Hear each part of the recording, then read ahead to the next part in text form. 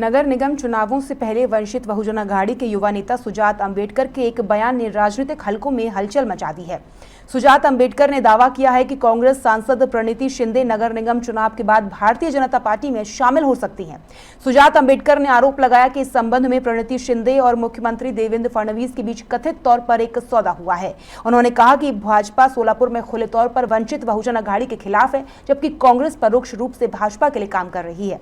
सुजात अंबेडकर ने कहा कि प्रणीति शिंदे पहले भी भाजपा में शामिल होने वाली थी, लेकिन आगामी नगर निगम, नगरपालिका और जिला परिषद चुनावों को देखते हुए उन्हें कांग्रेस में ही रहने की सलाह दी गई।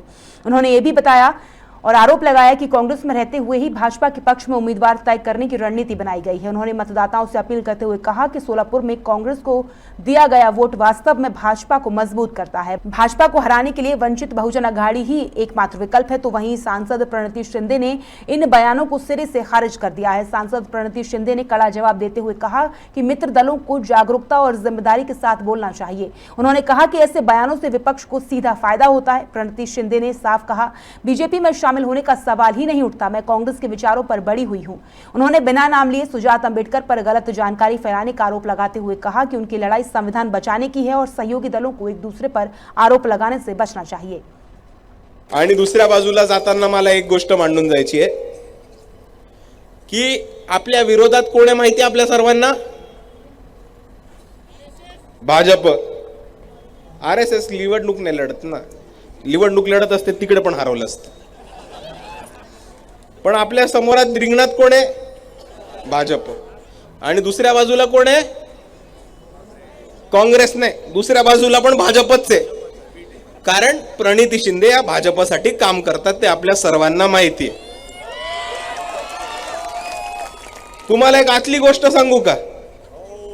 बाहेर जाऊन नाही सांगणार, नक्की स्वतःपर्यंतच ठेवायचं। तर आतली गोष्ट अशी आहे की या निवडणुकीच्याच आधी प्रणीति शिंदे या भाजपमध्ये प्रवेश घेणार होत्या।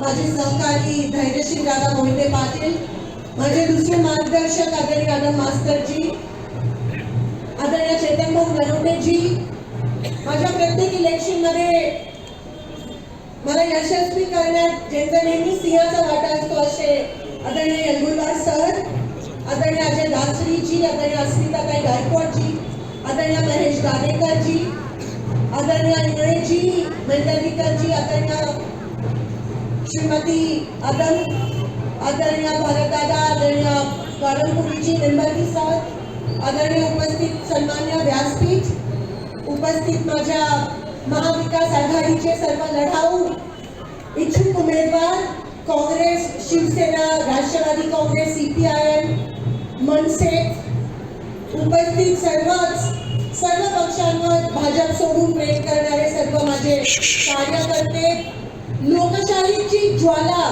ज्वलंत ठेवण्यासाठी रात्रंदिवस एक करणारे उपस्थित सर्व कार्यकर्ते आणि भाजपचा खरा चेहरा एक्सपोज करणारे सर्व माझे पत्रकार बंधू आणि भगिनी,